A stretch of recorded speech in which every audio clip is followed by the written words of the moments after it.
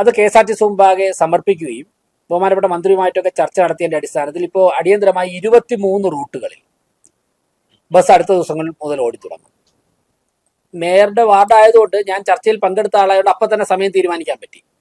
മറ്റെല്ലാ കൗൺസിലർമാരോട് ഇന്നും നാളെയായിട്ട് ചർച്ച നടത്തി മിക്കവാറും ശനിയാഴ്ച ഞായറാഴ്ച മുതൽ എല്ലാ ബസ്സും ഓടിത്തുടങ്ങും. KSRTC തയ്യാറാണ്, അവരെല്ലാം പ്രിപ്പയർ ആയി കഴിഞ്ഞു. ഈ ഭരണസമിതി ചുമതലയേറ്റതിന് ശേഷം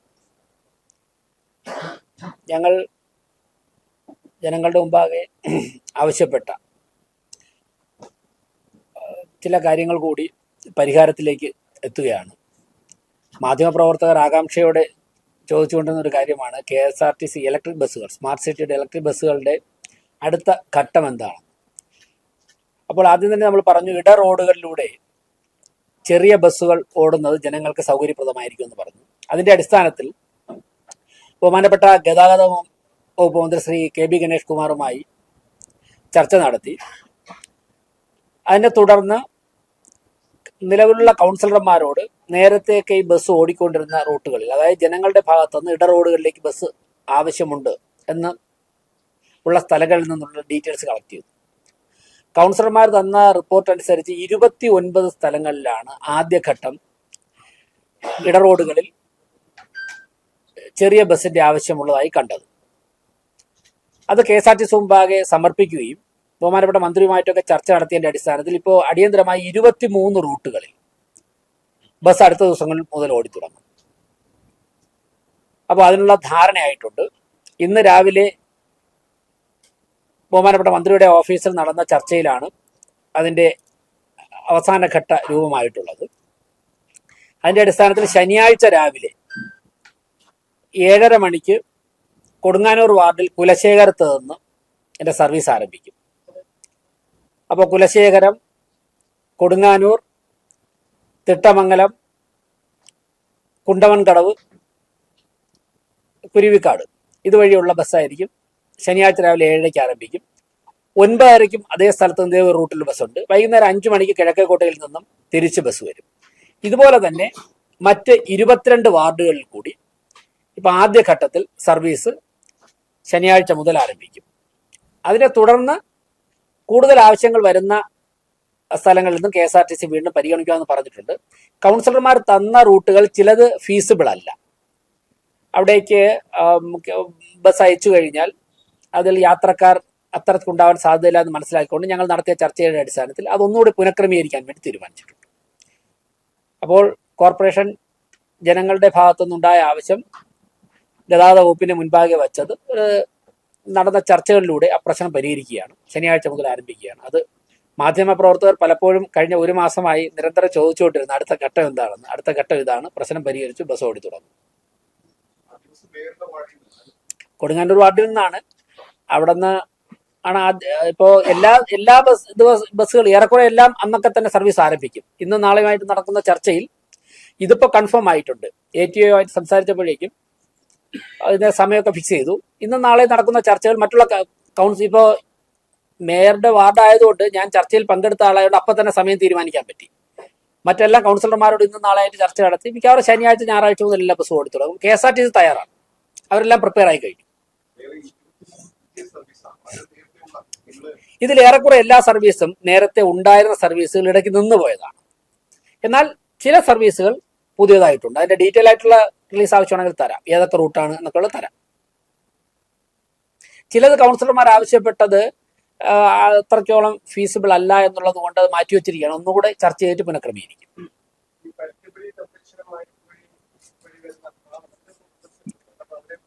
അത് ഇതിൽ വരുന്നുണ്ട്. ഇതെല്ലാം കൗൺസിലർമാരുടെ നിർദ്ദേശം ആവശ്യപ്രകാരമാണ്. അതെ, മുൻപുണ്ടായിരുന്നതിൽ നിന്നുപോയത് പുനരാരംഭിക്കുന്ന ഉൾപ്പെടെയുണ്ട്. പുതിയ സർവീസും ഉണ്ട്, രണ്ടുമുണ്ട്. കൊടുത്തതിൽ സാധ്യമാകുന്നതൊക്കെ തന്നെ ഗതാഗത വകുപ്പ് അംഗീകരിച്ചിട്ടുണ്ട്.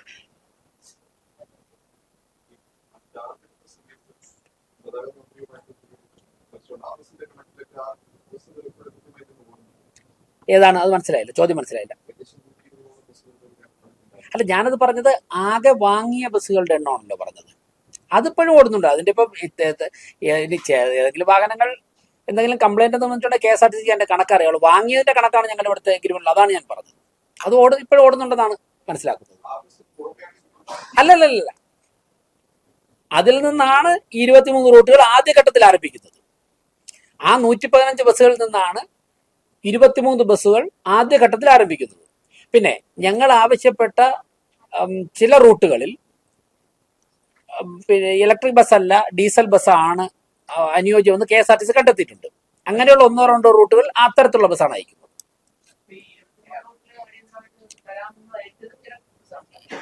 ഇലക്ട്രിക് ബസ്സാണ്. അതിൽ 2 സ്ഥലത്ത് കുറച്ച് കയറ്റം കൂടുതലായതുകൊണ്ട് ഡീസൽ ബസ്സാണ് സൗകര്യം എന്ന് KSRTC കണ്ടത്. അവരാണല്ലോ അതിന്റെ എക്സ്പെർട്ട്. സ്വാഭാവികമായിട്ട് എനിവേ 23 റൂട്ടുകൾ ശനിയാഴ്ച മുതൽ ആരംഭിക്കും.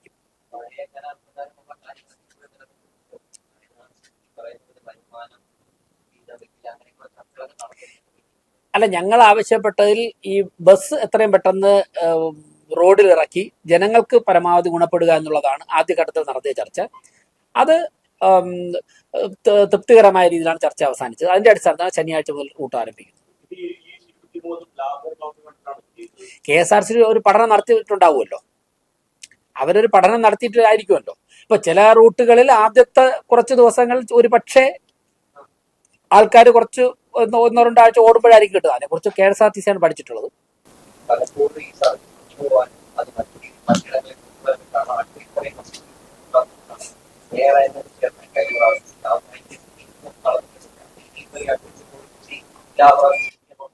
കൂടേണ്ട കാര്യങ്ങൾ കൂടിയേണ്ട റിസൾട്ടില്ലേ വരുന്നത്.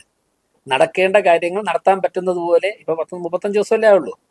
അതിനകത്ത് നമ്മൾ പറഞ്ഞ തെരുവ് നായ്ക്കളെ ഫസ്റ്റ് ഘട്ടം നമ്മൾ കൂട്ടിലടച്ചില്ലേ ഭരണസമിതി. ഇപ്പോൾ ഡെപ്യൂട്ടി മേയറുണ്ട്, സ്റ്റാൻഡിംഗ് കമ്മിറ്റി ചെയർമാൻമാരുണ്ട്. എല്ലാവരും കൂടെ കൂട്ടായ പ്രയത്നം രാത്രിയും പകലും ഒക്കെ നടത്തിക്കൊണ്ടിരിക്കുന്ന റിസൾട്ടാണ് ഈ കണ്ടു തുടങ്ങിയത്.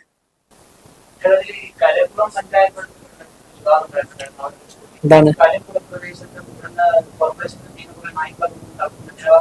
തള്ളുന്നുണ്ടെന്നുള്ള വാക്ക് എന്തിനാണ് ഉപയോഗിക്കുന്നത്? ഈ തള്ളുന്നുണ്ടെന്നുള്ള വാക്ക് എന്തിനാണ് ഉപയോഗിക്കുന്നത്? അല്ല, ഞാൻ ചോദിക്കട്ടെ, അല്ല എനിക്ക് മനസ്സിലാക്കാൻ വേണ്ടിയാണ്. ഈ തള്ളുന്നുണ്ടെന്നുള്ള വാക്ക് എന്തിനാണ് ഉപയോഗിക്കുന്നത്? അങ്ങനെ പറഞ്ഞാൽ മതി, ജനങ്ങൾ അങ്ങനെ. എന്താണ് പ്രശ്നം? എന്താണ് അവിടെ? സ്വകാര്യ വ്യക്തി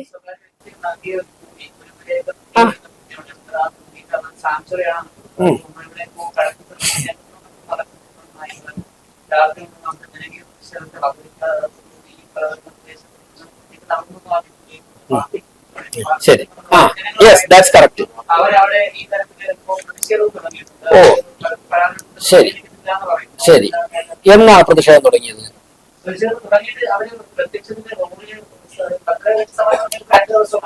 ശരി. എത്ര വർഷം കൊണ്ട് അവിടെ നായ്ക്കളുണ്ട്? താങ്കളുടെ അന്വേഷണത്തിൽ എത്ര വർഷം കൊണ്ടുണ്ട്? 8 വർഷം കൊണ്ട്. 8 വർഷം കൊണ്ട് അവിടെ എത്ര നായ്ക്കളുണ്ട്? അല്ല, ഞാൻ ചോദിക്കും, 8 വർഷം മുൻപ് അവിടെ എത്ര നായ്ക്കൾ പാർപ്പിക്കുമായിരുന്നു? ഞാൻ പറയാം 137 ആണല്ലോ. കഴിഞ്ഞ ഒരാഴ്ചക്കിപ്പുറം 50 നായ്ക്കളെ അവിടെ എത്തിച്ചു. അപ്പൊ 187 ആയി. 137 നായ്ക്കൾ 8 വർഷം കൊണ്ട് അവിടെ ഉണ്ടായിട്ട് ഒരു സമരം അവിടെ നടന്നില്ല. NDAയുടെ നേതൃത്വത്തിലുള്ള ഭരണസമിതി വന്നു തിരുവനന്തപുരം കോർപ്പറേഷനിൽ നിന്ന് 50 നായ്ക്കളെ കൊണ്ടുവിട്ടതിന്റെ പിറ്റേ ദിവസം DYFI ബോർഡ് വെച്ചു. അടുത്ത ദിവസം അവിടുത്തെ കോവള MLA വന്നു. അദ്ദേഹത്തിന്റെ സാന്നിധ്യത്തിൽ അവിടുത്തെ ഗേറ്റ് പൊളിച്ചു. 8 വർഷവും ഇതൊന്നും സംഭവിച്ചില്ല. ഗേറ്റ് പൊളിച്ചു. അങ്ങനെയുള്ള അതിന്റെ പുറത്തൊരു ചെറിയ ധർണയൊക്കെ നടക്കുന്നുണ്ട്. അതൊക്കെ ജനാധിപത്യത്തിലുള്ള സമരമാണ്. ഇനി ഒരു കാര്യം ഞാൻ പറയാം, തിരുവനന്തപുരം കോർപ്പറേഷനിൽ നിന്നും 50 നായ്ക്കളെ അവിടെ എത്തിച്ചിട്ടുണ്ട്.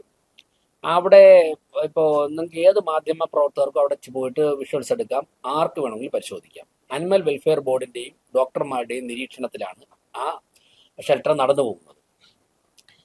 അവിടെ ഇനി നായ്ക്കളെ അവിടേക്ക് കൊണ്ടുപോകാനുള്ള പ്ലാൻ ഇല്ല. 50 എണ്ണത്തിന് ഒരു പൈലറ്റ് പ്രോജക്റ്റ് എന്നുള്ള നിലയ്ക്ക് അവിടെ കൊണ്ടുപോയത്. അവിടെ കൊണ്ടുപോയ നായ്ക്കളെ തിരിച്ചു കൊണ്ടുവരാനുള്ള പ്ലാനും ഇല്ല. രാഷ്ട്രീയ പ്രേരിതമായി നടക്കുന്ന സമരങ്ങൾ നിങ്ങൾ വാർത്ത കൊടുത്തോളൂ, സമരങ്ങളായിട്ട് കാണാം. പിന്നെ ഇപ്പൊ ഒരു ചാനലിൽ, റിപ്പോർട്ടർ ചാനലിൽ മാധ്യമപ്രവർത്തനം ഉണ്ടോ എന്ന് എനിക്കറിയില്ല, അദ്ദേഹം ഒരു വാർത്ത കൊടുക്കുന്നതായിട്ട് ഒരു വ്യക്തിയുടെ വീട്ടിൽ തുറന്നു വിട്ടിരിക്കുന്ന അഴിച്ചു ഒന്നുമല്ല. ഞങ്ങൾ നേരിട്ട് പോയി, മേയർ ഉൾപ്പെടെ ഉള്ളവർ നേരിട്ട് പോയി കണ്ടിട്ടാണ് ചെയ്തിട്ടുള്ളത്. അവിടെ 1 ഏക്കർ സ്ഥലത്തിന്റെ നടുക്കായിട്ടാണ് ഈ ഷെൽട്ടർ കെട്ടിയിട്ടുള്ളത്. അവിടെ നേരത്തെ ഒരു ഫാം നടത്തിക്കൊണ്ടിരുന്ന വസ്തുവാണ്. ആ ഉടമസ്ഥന്റെ പെർമിഷനോടുകൂടിയാണ് ചെയ്യുന്നത്. ഇവർക്ക് നിയമപരമായിട്ട് എന്ത് വേണമെങ്കിലും ചെയ്യാം. നിയമപരമായിട്ട് ഏത് തരത്തിലും അവർ പ്രതിഷേധിച്ചോട്ടെ, ഒരു പ്രശ്നമില്ല. കഴിഞ്ഞ ദിവസം അവർ ഗേറ്റ് തകർത്തിട്ട് അതിനകത്ത് കയറിയിട്ട് എന്ത് ചെയ്തു? കുറച്ച് നിന്ന് തിരിച്ചിറങ്ങി. നായ്ക്കളെ അവർ സമരത്തിന്റെ പേര് തുറന്നു വിട്ട് കഴിഞ്ഞാൽ നായ്ക്കളൊക്കെ തന്നെ പഞ്ചായത്തിൽ വിഹരിക്കും. അതിനേക്കാൾ നല്ല ഭക്ഷണം കൊടുത്ത് ഏറ്റവും മികച്ച മാർക്കറ്റിൽ ലഭ്യമാവുന്നതിൽ ഏറ്റവും മികച്ച ഭക്ഷണമാണ് അതിന് കൊടുക്കുന്നത്. ഒന്നിടവിട്ട് ഡോക്ടർമാർ നിരീക്ഷിക്കുന്നു. പിന്നെ അങ്ങ് പറഞ്ഞ വസ്തുതാവിരുദ്ധമായ അങ്ങേപോലെ ചെറുപ്പക്കാരായ മാധ്യമ പ്രവർത്തകർ കുറച്ചുകൂടി പരിശോധിക്കണം വസ്തുത. ചേങ്കോട്ട് കോണത്ത് നിന്ന് പിടിച്ച ഒരു നായെങ്കിലും അവിടെ കൊണ്ട് വിട്ടിട്ടുള്ളതായിട്ട് അങ്ങ് കണ്ടെത്താം. ചേങ്കോട്ട് കോണത്ത് നിന്ന് പിടിച്ച നായ്ക്കളെല്ലാം തന്നെ വണ്ടി തടുത്ത ഷെൽട്ടറിലുണ്ട്. ഇപ്പൊ ABC വിധേയമായി കൊണ്ടിരിക്കുകയാണ്.